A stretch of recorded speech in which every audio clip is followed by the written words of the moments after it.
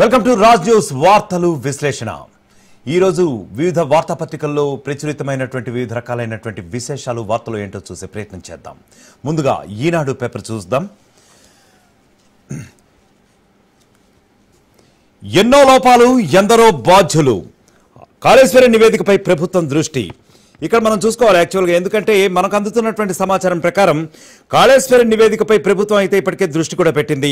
అధ్యయనం ఆల్రెడీ పూర్తి చేసినట్లుగా కూడా మనకు తెలుస్తుంది. ఐఏఎస్ అధికారుల committee already PC Ghosh commission వాళ్ళందరూ కూడా చర్చించేసి ఒక నివేదికని 650 పేజీల నివేదికనైతే ఇప్పటికే ఇచ్చినట్లుగా కూడా మనం ఇప్పటికే ప్రచురితమైనటువంటి వార్తల్లో కూడా చెప్పుకున్నాం.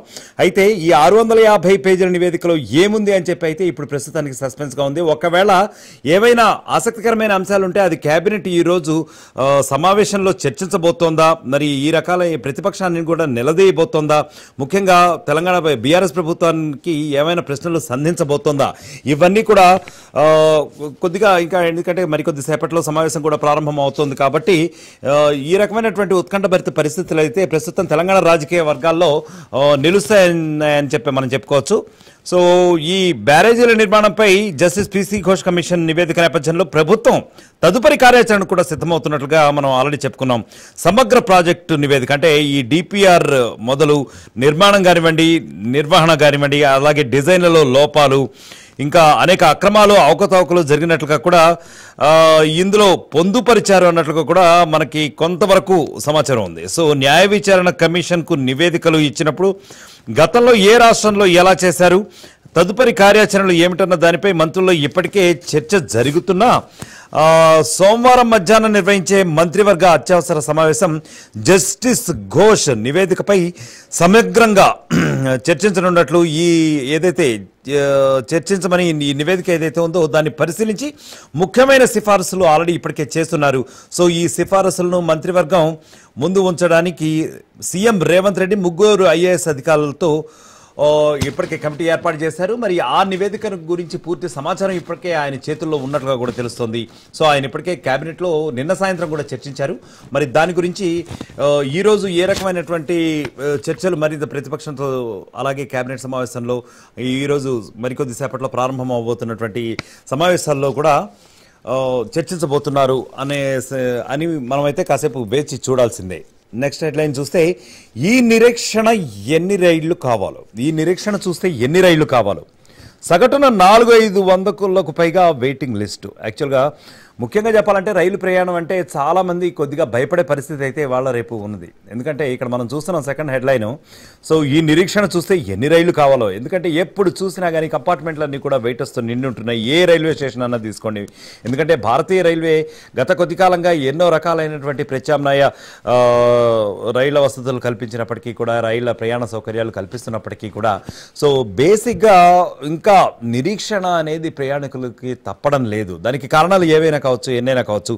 3 ఏళ్లలో ఒక స్టాటిస్టిక్స్ అయితే నేను కొద్దిగా గణాంకాలు మనం ముందుంచే ప్రయత్నం అయితే చేస్తాను. ఇక్కడ ఈనాడు పేపర్లో ప్రచురితమైన దాన్ని బట్టి 3 ఏళ్లలో 1 నుంచి 1 మంది టికెట్లు రద్దయినాయంట.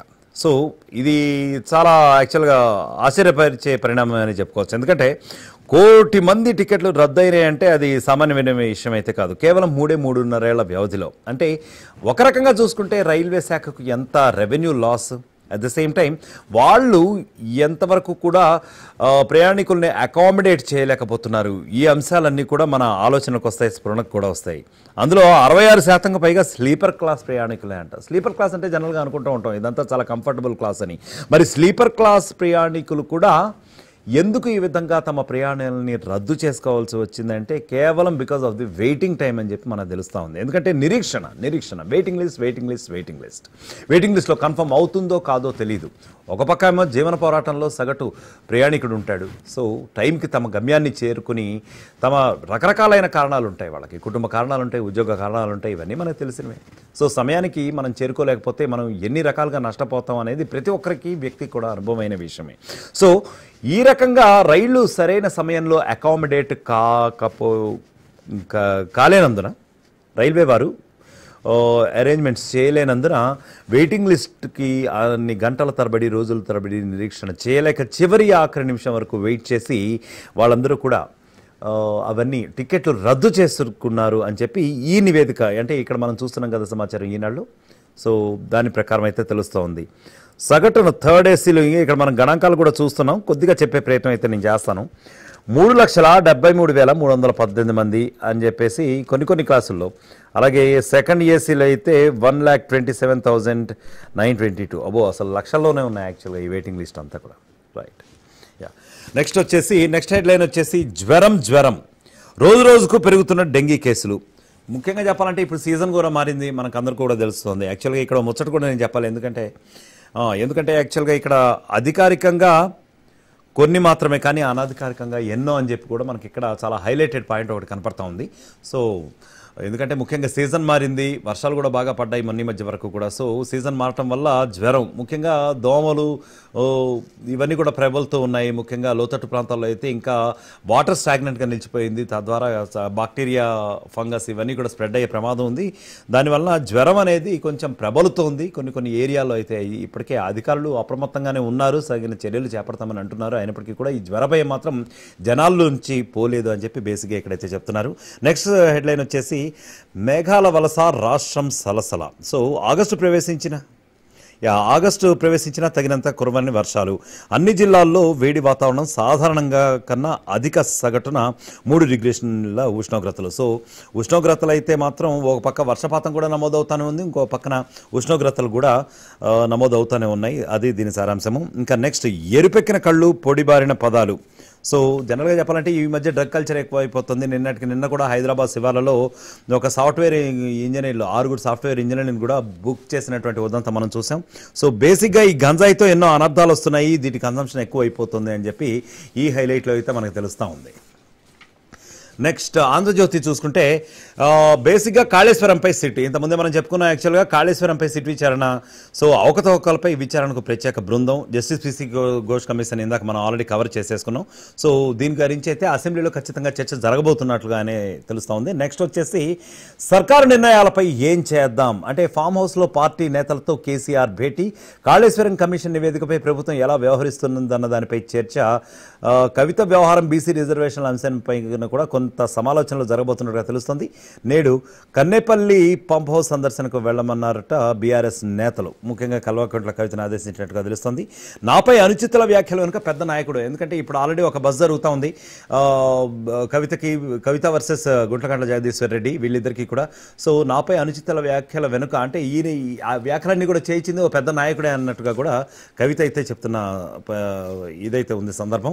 నెక్స్ట్ స్కానింగ్ కేంద్రాలపై పర్యవేక్షణ ఏది? తూతూ మంత్రంగా ఈ పీసీపీ ఎస్టీడీ తనిఖీలు, సంఘటనలు జరిగితేనే హడావిడి. రాష్ట్రంలో 4,180 కేంద్రాలు, వీటిలో నెలకు 10% కేంద్రాల్లో కూడా తనిఖీలు జరిగినట్లే. యథేచ్ఛగా లింగ నిర్ధారణ పరీక్షలు చేస్తున్న వైనం, కేంద్రాల్లో అనుమతి లేకుండానే స్కానింగ్ యంత్రాలు. ఇది చాలా దారుణం యాక్చువల్గా, ఎందుకంటే లింగ నిర్ధారణ పరీక్షలు అనేది ఎంత మాత్రం కూడా కొన్ని రకాలైనటువంటి పర్మిట్స్కి లోబడి మాత్రమే ఇవన్నీ కూడా చేయవలసి వస్తుంది.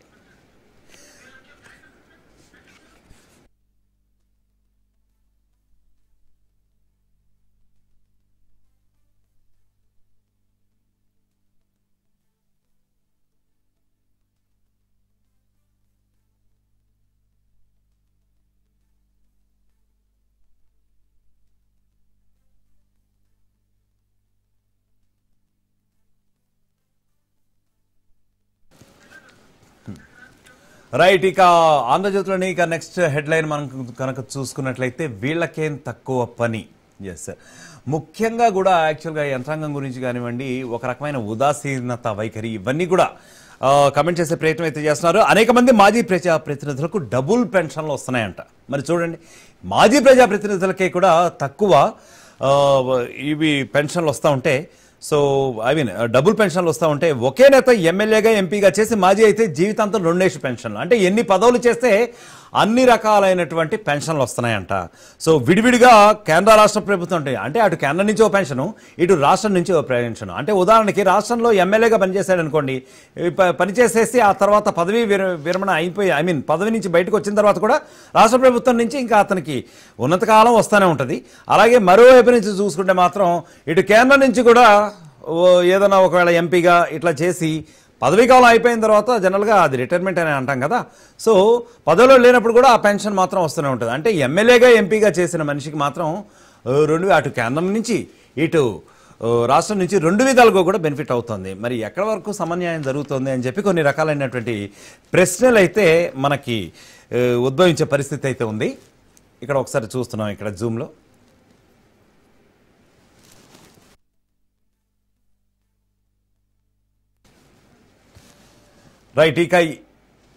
రైట్ ఇక ఇదే విషయంపై మనతో చర్చించడానికి బండారు రామ్మోహన్ రావు గారు ప్రముఖ విశ్లేషకులు మనతో జాయిన్ అయ్యారు.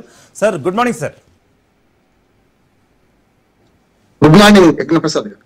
సార్ ముఖ్యంగా చెప్పండి, యాక్చువల్గా ఈ డబుల్ పెన్షన్ స్కీమ్ ఏంటి యాక్చువల్గా? అంటే ఇక్కడ మనం చూస్తుంటే నిజంగానే ఈ హెడ్లైన్ చాలా ఒక రకమైనటువంటి సర్ప్రైజింగ్ గానే ఉంది. ఎందుకంటే కొంతమందికి అయితే ఇప్పటికీ కూడా కొన్ని రాష్ట్రాల్లో చూసుకుంటే, ముఖ్యంగా మన తెలంగాణ రాష్ట్రమే తీసుకోండి, వృద్ధాప్య పెన్షన్లు ఇంకా మాకు రావట్లేదు మర్రో అంటున్నారు. తెలుగు రాష్ట్రాల్లోనే చూసుకుంటే ఒక పెన్షన్ కూడా సగటు సామాన్య పౌరుడు అనేవాడు బాధపడే పరిస్థితి ఉంది. కానీ ఇక్కడ బడబడ నాయకులు, ఆ తర్వాత మాజీ నాయకుల విషయానికి వస్తే మాత్రం డబుల్ బెనిఫిట్లో ఉన్నారు. అసలు ఎలా చూడాలి సార్ దీన్ని? అంటే చూసే దృక్పథాన్ని బట్టి ఉంటది యజ్ఞప్రసాద్ గారు. మీకు అట్లాగే రాజనీతి ప్రేక్షకులకు నమస్కారం సార్. నేను కొంచెం అవుట్ ఆఫ్ ది బాక్స్ ఆలోచన చెప్తాను. చాలా వరకు సమాజంలో రాజకీయ నాయకుల పట్ల ఒక రకమైన జలసి, రాజకీయ నాయకుల దొంగలు అనే ఒక మేడప్ మైండ్ అభిప్రాయం వచ్చేసింది. గతంలో రాజకీయం అంటే పవిత్రమైన వ్యాసంగం, రాజకీయం అంటే రాజకీయ నాయకులను ఒక పవిత్రంగా చూసేవాళ్ళు. ఇప్పటికి ఉన్నారంటున్నాను. దయచేసి మన దృక్పథం కూడా మారాలి. రాజకీయ నాయకులు అందరూ దొంగలే అనేది దృక్పథం మారాలి. నా ఉద్దేశం ఏంటంటే రాజకీయాల్లో డబ్బు ప్రమేయం పెరిగింది, మద్యం డబ్బు వంచకుండా ఎన్నిక కావట్లేదు. కానీ అప్పటికి కూడా మంచి వాళ్ళు ఎస్సీ ఎస్టీ నియోజకవర్గాలు ఎన్నిక అవుతున్నారు కదా. ఇప్పుడు గుమ్మడి నరసయ్య గారి గురించి, గతంలో ఓంకార్ గారి గురించి చెప్పుకుంటాం కదా మనం. అయితే చాలా మంది ఉన్నారు ఇప్పటికి కూడా. ఒక మాట చెప్తాను నేను, మొత్తం 52 నుంచి ఇప్పటిదాకా ఒక ప్రజాప్రతినిధులు జీతాలు ఎంత, అసలు ఏం జరిగింది చెప్తే మనకు ఇది అర్థమవుతుంది. ఈ వార్త కేవలం మధ్య తరగతి, ముఖ్యంగా బ్యూరోక్రాట్స్ దీన్ని ప్రమోట్ చేస్తున్నారు అంటున్నాను నేను. రాజకీయ నాయకులు పెన్షన్ ఎందుకు అనే దాని మీద స్పష్టంగా ఉండాలని కోరుకునేవాడిని. ఎందుకు చెప్తాను నేను అంటే, రాజకీయ నిజాయితీగా ఉండాలా, దొంగతనంగా ఉండాలా, మనం ఆలోచన చేయండి. ఇప్పుడు ఉద్యోగస్తులందరూ కలిస్తే మొత్తం 3,20,00,000 మంది అండి భారతదేశం మొత్తం. ప్రసాద్ గారు, మొత్తం దేశం మొత్తము ప్రభుత్వ రంగంలో ఇంక్లూడింగ్ ఆర్టీసీ లాంటి కలుపుకుంటే 3,20,00,000 మంది ఉద్యోగులు ఉన్నారు. 143 కోట్ల మంది ప్రజలు ఉన్నారు కదా. వీళ్ళకి ఎందుకు ఉండాలి మరి ఉద్యోగ భద్రత అనే మాట వస్తుంది కదా. ఇటీవల 2004 నుంచి ఈ ఉద్యోగులకు కూడా వన్ టైం పెన్షన్ ఏదైతే పెట్టిందో ఓల్డ్ పెన్షన్ స్కీమ్ తీసేసి దానిలోకి వస్తారా రారా రాష్ట్ర ప్రభుత్వాన్ని అడిగి మరీ చేసిన తర్వాత వీళ్ళు వచ్చారు. ఇప్పుడు ఏమంటున్నారు, మాకు పాత పెన్షన్ కావాలంటున్నారు. మీరు ఎంత డబ్బుకు అక్కడ డిపాజిట్ చేసుకుంటే, ఎంత డబ్బు పొదుపు చేసుకుంటే అంతకు డబ్బులు ఇచ్చేసి ఇంటికి పంపిస్తున్నారు. వన్ టైం పెన్షన్ విధానం అది. ఇది వచ్చిన తర్వాత ఉద్యోగుల్లో ఒక అసహనం ఏంటంటే, ఎటు చేసి రాజకీయ నాయకుల మీద వేద్దామని. ఒక మాట చెప్తా, అసలు రాజకీయ నాయకులు మీరు అన్న ఎమ్మెల్యేలు ఎంతమంది ఉన్నారు, ఎంపీలు ఎంతమంది ఉన్నారు అనుకుంటున్నారు? మొత్తం 18 సార్లు ఎన్నిక జరిగితే 18 సార్లు ఎన్నిక జరిగితే మొత్తం ఇన్ని విడుదలుగా కూడా ప్రతిసారి 1000 మంది అనుకుందాం. రాజ్యసభ లోక్సభ అందరూ కలిసి 850 మంది ఉన్నారు ఇద్దరు కలిపితే. కనుక ఎంతమంది అనుకుంటున్నారు ఇప్పటికీ? మొత్తం కలిసే సంవత్సరానికి మనకు ఒక టర్ముకి 1000 మంది ఎన్నిక అవుతున్నారు. 2 సభలు కలిసి 800 మంది ఎన్నిక అవుతున్నారు. 18 సార్లు అంటే ఎంతమంది? మా అంటే 18,000 మంది ఎన్నికైనట్టే కదా. ఈ 18,000 మంది కోసం ఇంత చర్చ అవసరమా అని నేను అంటున్నాను. 18,000 మందిలో ఎంతమందికి పెన్షన్లు వస్తున్నాయి, ఎంతమంది రిటైర్ అయ్యి, ఎంతమంది చనిపోయారు? 52 బతికున్నాడైతే ఇప్పుడు బతికేది లేడు కదా. పెన్షన్ల సమస్య రాజకీయ నాయకులు ప్రతిదాన్ని ముడిపెట్టే అవకాశం ఉంటున్నది. ఉదాహరణ చూడండి, టీచర్లు ఉన్నారు, వాళ్ళు ఏమంటారు, మీ పిల్లల్ని చదివించండి, రాజకీయ నాయకుడు మాట్లాడతారు. మీ పిల్లల్ని మీ స్కూల్లో, ప్రభుత్వ స్కూల్లో వేయండి, లేకపోతే లాభం లేదంటారు. ఇటు పక్కన టీచర్లు ఏమంటారు, మీ పిల్లల్ని వేస్తున్నారా, రాజకీయం పంచాయతీ పెట్టుకుంటున్నారు. 4,560 మంది ఎమ్మెల్యేలు ఉన్నారు మొత్తం అంతా దేశం మొత్తం మీద. 4,500 ఎమ్మెల్యేలు. వీళ్ళు ఒక 5,000 అనుకోండి, వాళ్ళకి 1000 అనుకోండి. 6,000 ఇంటి 18 సార్లు లెక్క పెట్టండి, ఎంత అవుతుంది? లక్షలైతే కాదు, అయితలేరు కదా. వీళ్ళ పెన్షన్ల గురించి చర్చ అంటే రాజకీయం మీద ఉన్న జలసి, రాజకీయం మీద ఉన్న కోపము, పగ, వీటితో మాట్లాడిస్తుంది. ముఖ్యంగా మధ్యతరగతి మేధావులతో మాట్లాడిస్తున్నాను. స్పష్టంగా రాజకీయ నిజాయితీగా ఉండాలంటే పెన్షన్ ఉండాలంటున్నాను నేను. దానికి వార్తకు వ్యతిరేకంగా మాట్లాడుతున్నాను. రాజకీయం మంచిగా ఉండాలని, పవిత్రంగా ఉండాలంటే మీరు చెప్పింది 50,000, 30,000 అండి. ఒక టీచర్ జీతం అయితే తెలుసా? ఇప్పుడు సీనియర్ టీచర్ 1,00,000 రూపాయలు దాటుతుంది. పెన్షన్ కూడా చెప్తాను నేను, 150 రూపాయలకు, 150 కాదు ఇంకా తక్కువ కూడా, 30-40 రూపాయలకు టీచర్ గా మొదలైన వాడి జీవితం, వారి భార్యకు ఫ్యామిలీ పెన్షన్ ఇవాళ 35,000, 40,000 వస్తున్నాయండి. నేను దాన్ని తప్పబడతలేను. దీన్ని మాట్లాడమ్మా. ఒక ఉద్యోగి చనిపోయిన తర్వాత ఆయన భార్య బతుకున్నంతసేపు ఇవాళ పెన్షన్ ఇస్తున్నారు. పాత పెన్షన్ 2004 విధానం ఇప్పుడు లేదు కనుక రాజకీయ నాయకుల మీద పడుతున్నాం. చాలా సార్లు మనం సోషల్ మీడియాలో కూడా చూస్తుంటాం. యజ్ఞప్రసాద్ గారు మాట్లాడితే రాజకీయ నాయకుల మీద పడుతున్నారు. నేను ఎప్పుడు ఉద్యోగం చేయలేదు, జీతం తీసుకోలేదు. కానీ నేనేమంటున్నానంటే అసంఘటిత రంగంలో కోట్ల మంది ఉన్నారు కదా, వీళ్ళ గురించి ఎవరు ఆలోచిస్తున్నారు? మీరన్న పాయింట్ ఒక దానిలో పంచి పాయింట్ ఉన్నది. ఏది పెన్షన్లకు వస్తే భార్యాభర్తలు ఇద్దరు ఉంటే ఒక్కరికే ఇస్తున్నారు. కరెక్ట్. 2,000 రూపాయలు పెన్షన్, 3,000 రూపాయలు పెన్షన్ ఆంధ్రప్రదేశ్, 4,000 రూపాయలు పెన్షన్ ఆంధ్రప్రదేశ్ అయితే. నేనేమంటున్నానంటే ఈ రాజకీయ నాయకుల పెన్షన్ అనేది చాలా పెద్ద భూతద్దలు పెట్టి చూపిస్తున్నారు. ఇవన్నీ కలిస్తే చాలా పీనట్స్ తో సమానం అంటున్నారు. ఇవాళ పెద్ద మన భారం ఏంటంటే చూడండి, మొత్తం ప్రభుత్వ రంగంలో ప్రభుత్వంలో పనిచేస్తున్న వాళ్ళు రిటైర్మెంట్ 3,20,00,000 మంది ప్రతి 50 ఏళ్ళు 30 ఏళ్ళ సర్వీసు 35 ఏళ్ళ సర్వీస్ రిటైర్ అయ్యారు కదా. వాళ్ళు ఎంత సంఖ్యలో ఉండో ఒకసారి లెక్క కట్టమని. వీళ్ళని లెక్క కడుతున్నాం కదా, ఎంపీకి ఒక పెన్షన్, ఎమ్మెల్యేకి ఒక పెన్షన్, మాదొక 30,000. ఆంధ్రప్రదేశ్ లాంటి మన తెలంగాణ రాష్ట్రంలో 50,000 పెన్షన్ అండి. ఇవాళ 50,000 పెన్షన్ చాలా పీనట్స్. ఒక మాట గతంలో కూడా నేను గుర్తు చేస్తాను. నీలం సంజీవ్ రెడ్డి గారు రాష్ట్రపతిగా చెప్పి ఆయన రిటైర్ అయిన తర్వాత, ఆయన పదవి అయిపోయిన తర్వాత ఆయన ఒక ఇంటర్వ్యూలో చెప్పారు. నేను సీనియర్ జర్నలిస్ట్ చెప్తున్నా. ఆయన ఏమంటారంటే అసలు మా ఇంటికి ఎవరైనా కాఫీ టీకి వస్తే ఈ ఇచ్చే అప్పుడు 15,000 రూపాయలు పెన్షన్ ఏది రాష్ట్రపతికి రిటైర్ అయిన తర్వాత వచ్చేది. అప్పుడు జీతం కూడా మనం చదువుకునే వాళ్ళం కదా, రాష్ట్రపతి జీతం 10,000 చదువుకునే వాళ్ళం కదా. అటువంటిది ఈ ఖర్చులు ఎట్లా వెళ్తాయి, పెన్షన్ పెంచాలని నీలం సంజీవ్ రెడ్డి గారు అంత నిబద్ధతగా ఉన్నవాడు మాట్లాడండి కదా. ఇవాళ నిజంగా ఒక ఎమ్మెల్యేగా రిటైర్ అయినా, ఎమ్మెల్యేగా పదవి కాలం అయిపోయినాక ఒకేసారి చేసింది అనుకోండి, ఒక 50,000 పెన్షన్ వస్తే నష్టం ఏంది అంటున్నాను. అసలు రిటైర్ అయిన ఎమ్మెల్యేలు ఎంతమంది ఉన్నారు, ఎన్ని లక్షల మంది ఉంటారు అనుకుంటున్నారు? ఈ కోట్ల మందిని వీళ్ళని పెట్టుకొని, లక్షల మందిని వాళ్ళని పెట్టుకొని కేవలం ఎమ్మెల్యేలు వీళ్ళ జీతాలు డబుల్ పెన్షన్ అని పడేది ఏంటంటే మధ్యతరగతి మనస్తత్వం, ముఖ్యంగా బ్యూరోక్రాట్స్ మనస్తత్వం. బ్యూరోక్రాట్స్ రాజకీయ నాయకులు ఎప్పుడు వ్యతిరేకిస్తారు. వాళ్ళకు జలపి ఉంటది. ఏముంటదంటే వీళ్ళు అడ్డగోలు సంపాదించుకుంటారు, మేము జీతం మీద ఆధారపడతాం అని ఒకటి ఉంటది. రామ్మోహన్ రావు గారు, ఇక్కడ హేతుబద్ధత అనేది ఒకటి ప్రధాన ప్రశ్నగా వినిపిస్తా ఉంది. Fine, they are just peanuts, agreed. But again అంటే వీరు తీసుకునే వాళ్ళు రిసిపెంట్స్ కి ఎంత హేతుబద్ధత ఉంది, ఈ చట్టం ఎంత నిబద్ధతగా ఉంది అనేది. ఎందుకంటే పార్లమెంట్ చట్టం ప్రకారం యాక్చువల్గా 2 తీసుకోకూడదని అయితే ఎక్కడ లేదండి. బట్ అయినప్పటికీ కూడా తీసుకునే వాళ్ళకి ఎంత నిబద్ధత ఉంది, తర్వాత చట్టాలకి ఎంత హేతుబద్ధత ఉంది అనేది ఒకటి ప్రశ్నార్థకంగా మారుతా ఉంది. ప్రసాద్ గారు ఏదైనా గుడి మీద ఈకలి పీకొచ్చు. నిజంగానే 2 పదవులు చేసిన ఎంతమంది లెక్క దిద్దామంటారు. నేను చాలా మంది ఇప్పుడు ప్రజాప్రతినిధులు అంటే ఎమ్మెల్యేలు ప్రతిసారి ఒక టర్మ్ కు 4,600 మంది కంటే ఎన్నిక వెళ్తలేరు. ఉన్నదే అంత, ఉన్న సంఖ్యనే అంత. 1000 మందికి మించి పార్లమెంట్ సభ్యులు లేరు కదా. వీళ్ళను ఇందులో 2 పదవులు చేసిన ఎంత 10% కూడా ఉండరు కదా. 2 పదవులు చేసి ఇంట్లో కూర్చున్న వాళ్ళు 10% కూడా ఉండరు కదా.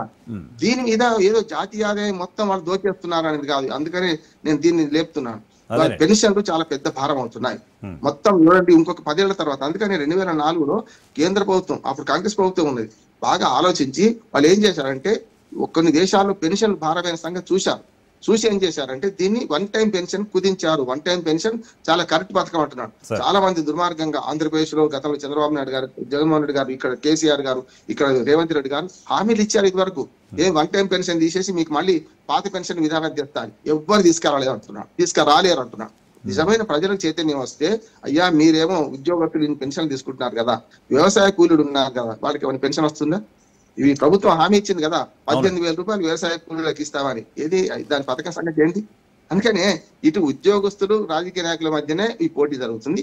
ముఖ్యంగా రాజకీయ నాయకుల్లో ఇప్పటికి కూడా ఒకసారి ఎమ్మెల్యేగా పనిచేసిన వాళ్ళు ఇవాళ కూలీ చేసుకుంటే వాళ్ళు చూపెడతారు, ఇవాళ చాలా అధ్వానంగా బతుకుతున్న వాళ్ళని చూపెడతారు. వాళ్ళ సంగతి ఏంటి? ప్రజా జీవితంలో జీతం వస్తున్నది. జీతాలు ఈ మధ్య పెరిగినాయి. యజ్ఞప్రసాద్ గారు, అంతకుముందు జీతాలు ఎంత తక్కువ ఉంటుండే? మా దగ్గర సైదయ్య అని 4 సార్లు ఎస్సీ ఎమ్మెల్యే, ఆయన భార్య కూలికి వెళ్ళేది. ఆయన పదవి అయిపోయిన తర్వాత ఆ ఇంట్లో పునాది వెళ్ళిపోయి మందులకు డబ్బులు లేకుండా చనిపోయింది ఆయన. మరి అటువంటి ఎమ్మెల్యేలు వాళ్ళ గురించి ఏమైనా ఎందుకు ఆలోచన చేయొద్దు? రాజకీయ నాయకులు అందరూ ధనవంతులని లెక్క కట్టడం కరెక్ట్ కాదంటున్నాను. ఇప్పటికీ ఎస్సీ నియోజకవర్గాల్లో చాలా మినిమం ఖర్చుతో ఎన్నిక అవుతున్నారు వాళ్ళు.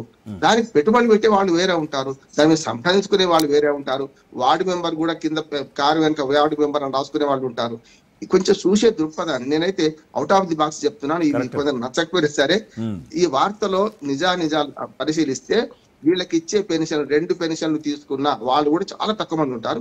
తీసుకున్న తప్పు లేదంటున్నాను. నిజంగా నేను ప్రజాసేవ చేయడానికి ఈ పెన్షన్లు పనికి రావాలని ఆనాడు దూరంగా ఆలోచించి పెట్టారు ప్రజాప్రతినిధుల చట్టంలో. కనుక దాన్ని మనం కేవలం ఉద్యోగులకు వీళ్ళకున్న పోటీలను బట్టి రాజకీయ నాయకుల మీద వ్యతిరేకతను బట్టి ఆలోచన చేస్తే ఈ వార్త కరెక్ట్ అనిపిస్తుంది. కొంచెం దీన్ని దాటి ఆలోచన చేద్దాం. నేను చెప్పింది ఒకసారి ఆలోచించమని నేను మన ప్రేక్షకులు కూడా విజ్ఞప్తి చేస్తున్నాను. Okay okay okay right Rammohan గారు. మంచిది, నమస్కారం.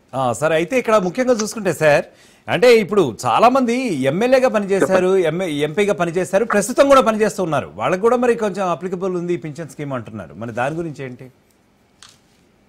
అదే కదా సార్, నేనేమంటున్నాను, ఎమ్మెల్యే ఎంపీగా పనిచేసిన వాళ్ళు చాలా తక్కువ మంది ఉంటారు సార్. నేను అదే చెప్తున్నాను, ఒక టర్మ్ 5 ఏళ్ళు కదా, 5 ఏళ్లలో 800 మంది పార్లమెంట్ సభ్యులు, ఉభయ పార్లమెంట్ నేను చెప్పేది 543 ప్లస్ 245 అంతే కదా, ఇద్దరు కలిపి అన్ని అసెంబ్లీ ఒకేసారి 5 ఏళ్ళకైతే పరిమితం అవుతావు కదా.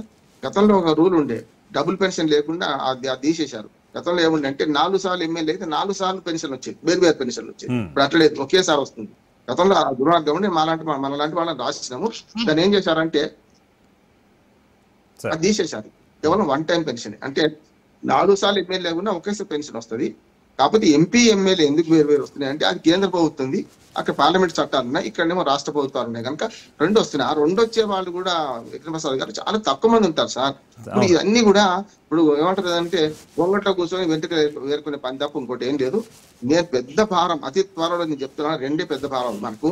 పెన్షన్లు ఇవ్వలేక రాష్ట్ర ప్రభుత్వాలు ఆగమైతే చూడండి మీరు, ఇవాళ మొత్తం జీతభత్యాలు పెన్షన్లు కలిపితే సింహ భాగం ఈ ఉద్యోగులకి పోతుంది. చారణ కోడికి బారణ మసాలా పోతుంది. అంటే ఉద్యోగులు వ్యతిరేకం కాదు నేను అనేది, కానీ వీళ్ళు ఈ ఉద్యోగులు ఏం చేస్తారంటే 2 పోటీలు పెట్టుకుంటారు, రాజకీయ నాయకులతో పోల్చుకుంటుంటారు.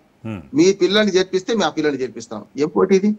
నా ఉద్దేశం అందరి పిల్లలకు, టీచర్లకు, అందరికి కూడా ప్రభుత్వ స్కూళ్లలో 5వ తరగతి చదివే పిల్లలు ఉంటారు కదా, పెద్ద పిల్లలు ఉంటారు, వాళ్ళు ఏం చేస్తారు మరి కదా.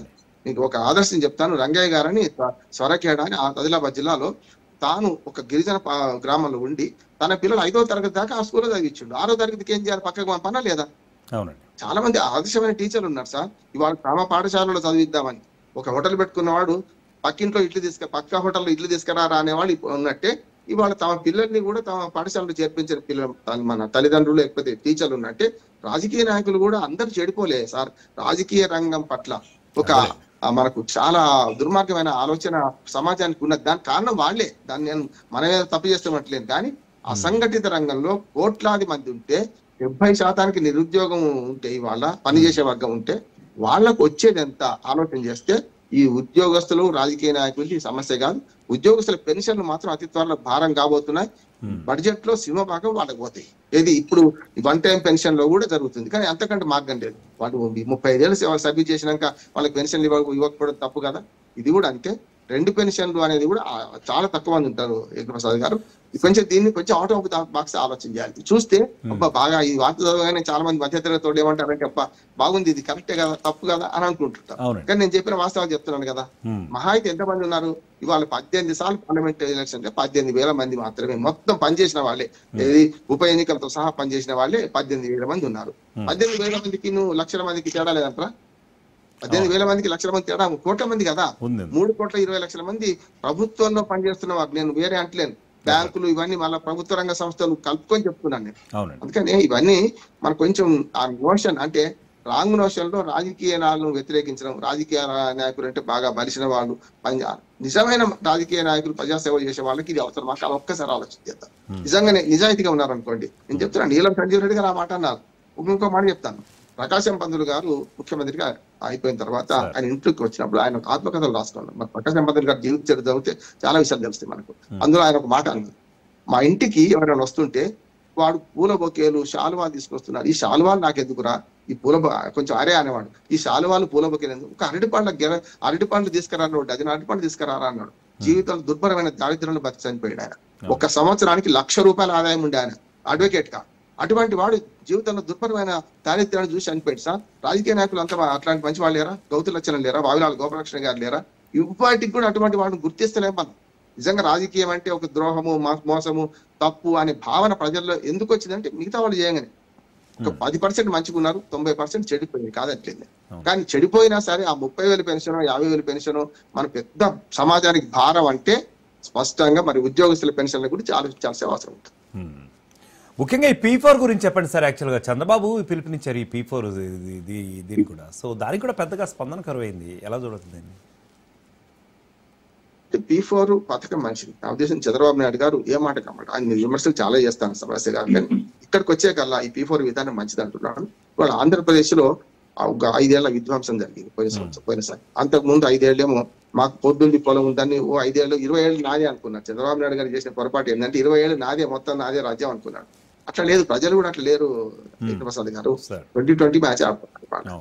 రేవంత్ రెడ్డి గారు అంటారు కదా, అందుకంటే P4 విధానం మంచిది. దాని స్పందన కరువైందంటే దానికి కారణం ఏంటంటే కొంచెం ప్రచారం చేయాలి.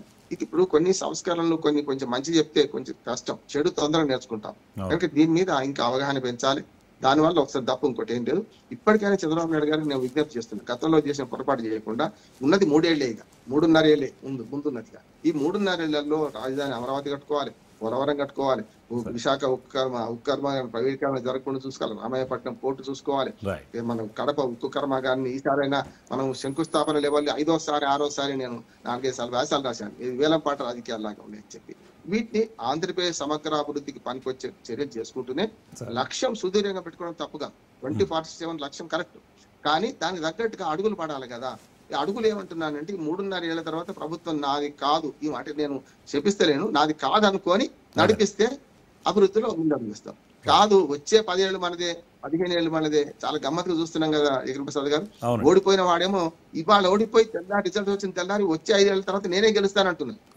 గెలిచిన వాడేమో వచ్చే 15 ఏళ్ళు నాకే అధికారం అంటున్నారు. ఇది అకమించి ప్రజలు ఎక్కడ ఎవరిని ఉంచాలి, ఎక్కడ పైన ఎక్కడ కూర్చుని కింద ఎవరికి కూర్చుని పెట్టాలి, కరుగాల్చి వాత ఎవరికి పెట్టాలి, ప్రజలు నిర్ణయం చేసుకుంటారు. ప్రతి ఎన్నికల్లో ప్రభుత్వాలు మారుతున్నాయంటే ఈ పాలకుల పట్ల ప్రజలకు ఉన్న అవగాహన చాలా పెద్దది, గొప్పది అంటున్నారు. అవునండి, right. Thank you Rammohan sir. ఇక ఇది ఈరోజు వార్తా విశ్లేషణ. చూస్తూనే ఉండండి రాజ్.